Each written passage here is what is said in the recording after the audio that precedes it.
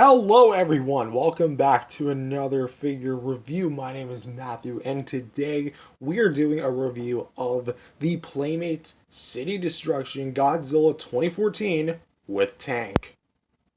Initially revealed as alongside Playmates' new line of MonsterVerse toys, with the old and new MonsterVerse products now on the shelves again, it's no wonder why this caught the attention of me so badly, because it's the first Godzilla 2014 toy, at least 6-inch wise, in a very long time.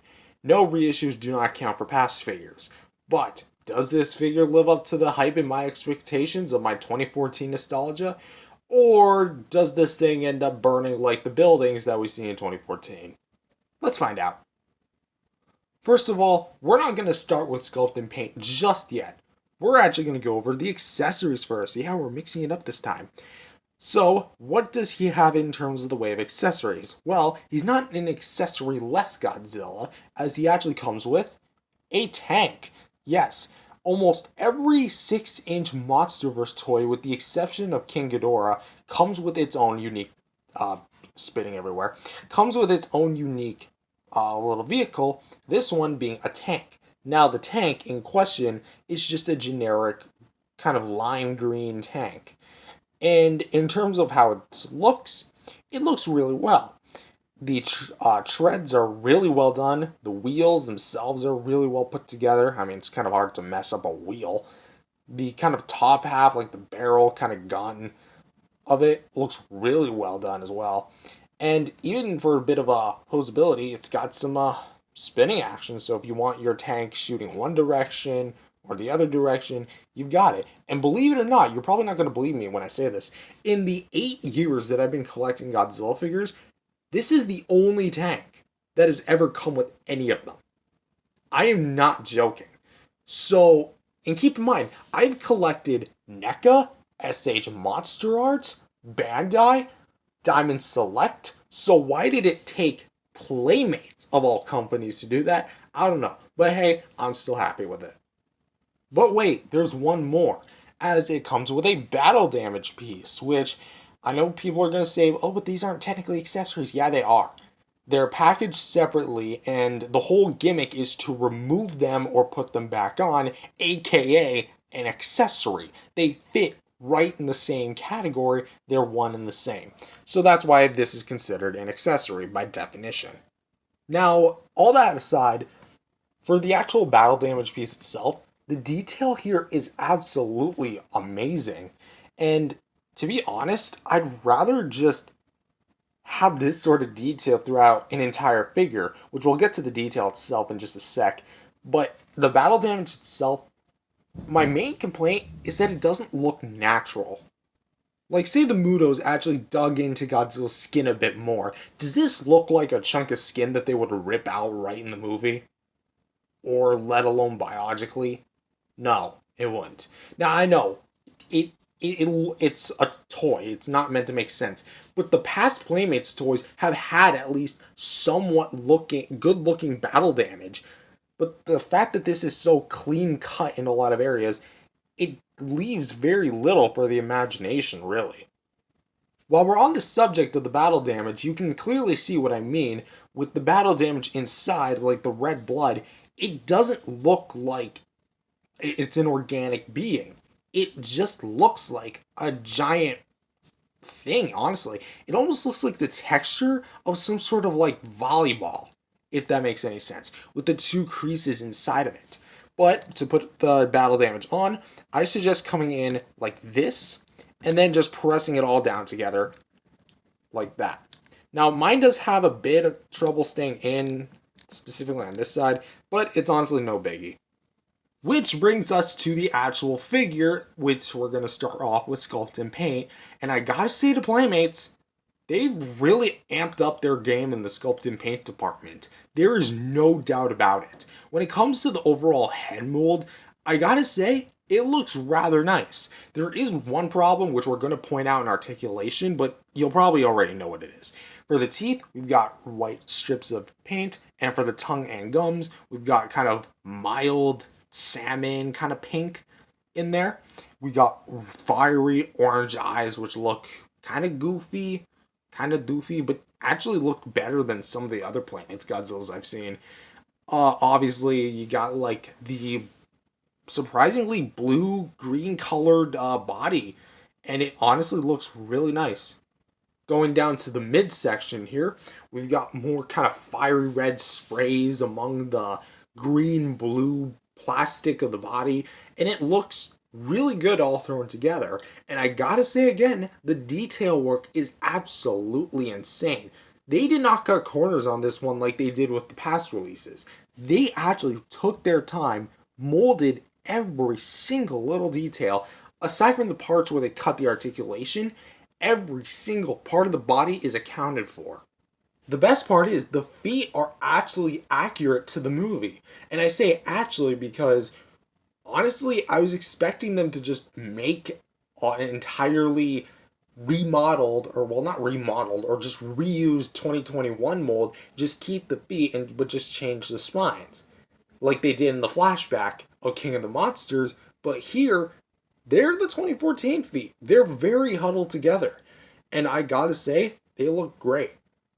The spines also look really well done, with the mold themselves just absolutely slobber knocking the competition in a lot of different ways. Obviously, it's got that continuous kind of orange spray from this side of the body all the way down to the tip of, well, kind of where you attach the tail.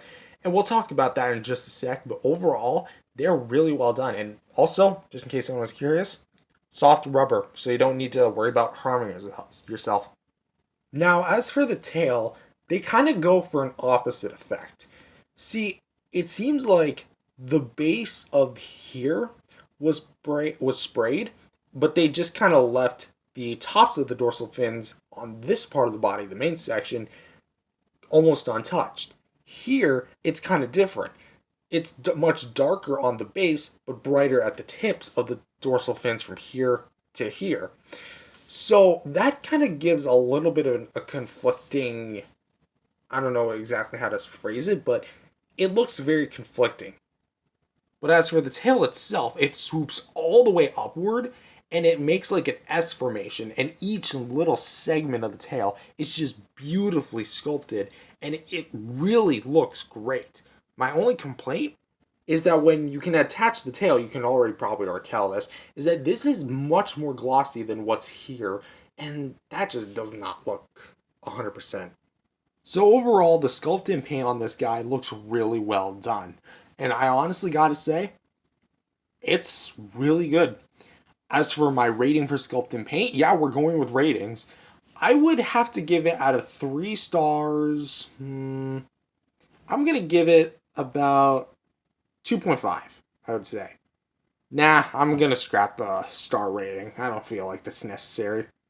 But what is necessary to talk about is the articulation, which we're gonna talk about what I was about to say about the jaw. The jaw here it looks fine, right? Yeah, whoever sculpted the figure obviously did not pay attention to the length of the jaw, because this is a small jaw. Like, we thought the MonsterVerse GMK had a small jaw. This puts it to shame. Like, you open it up, that looks weird. Well, this looks natural. This looks weird. And so I feel like what they did was they casted it, right? And they made the articulation points, and they didn't really think to accommodate this.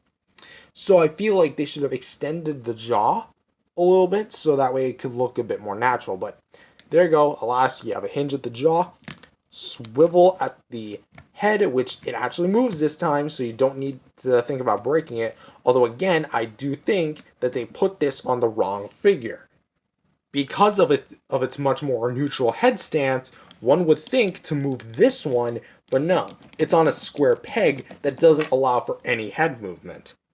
But because of the way that this head is positioned, keep in mind, looking straight up and to the right, and giving it articulation that doesn't look good. I mean, his head looks like a snake sometimes. I mean, just look at that. Who's going to pose their Godzilla like that? So you might as well just have it completely static. And this one actually moving. So why they gave this one articulation but this one not, I have no idea. For the shoulders, we have swivels, so they can swivel pretty much. I don't think they can go all the way around. And I'm not risking it because that paint job is very, very, very scuffable, if that makes any sense. So yeah, they can go right about that far. And the legs, they can kick about that far forward, that far back. There's no range. It's not loose, but it's a loose connection. I mean, I can actually take and kind of slide it. You hear that? It's not hitting anything but the body. Same thing goes with this leg. Kick forward about that far, backwards about that far, and can even rotate the feet this time around, which again, 2021 version was not able to do.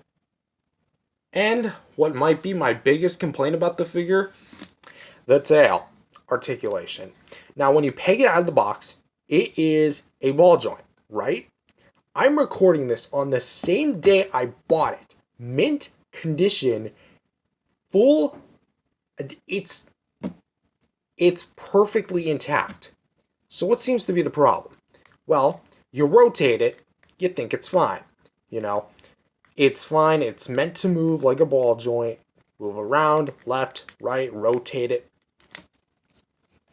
Let me show you something.